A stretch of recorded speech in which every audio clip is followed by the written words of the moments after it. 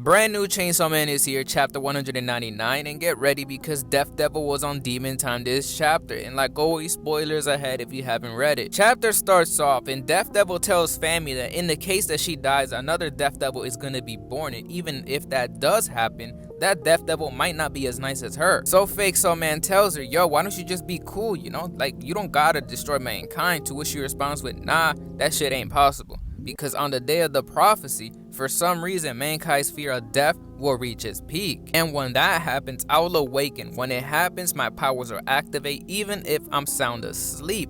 Now the key thing here is, how fucking powerful is she gonna get? Because she's already strong as hell, and you telling me she still got an awakening? God damn. So then Fammy tells her, you can just let Chainsaw Man eat you, because then the concept of death is gonna be erased from existence, thus saving everybody in the end. So then Death Devil is like, yeah, that is a good idea. They thinking that Death Devil finally switched sides, but then she hits her with the nah, not that. I'm gonna eat you guys. Then starts hitting them with the itadakimasu, pulls out the knife and starts cutting on the surface of the skin, cartel style. And all you hear is the screams of pain because they are going through a bunch of shit just like those victims. RIP to them. We come to the aftermath and it's just an absolute mess. Even the crows were feasting on that shit. Then Fallen Devil starts acting like a freak, hitting us with the oof, and then Death Devil starts going down that throat, telling us that she's in fact the Throat Devil instead, and pulls out mini dolls or statues of Fake Saw Man and Fammy. Then we get the information that her power has the ability to enslave any living things that she has killed, which would explain why she has all those primal devils in her arsenal. She then drops them dolls to the ground and calls them forth, and they come to,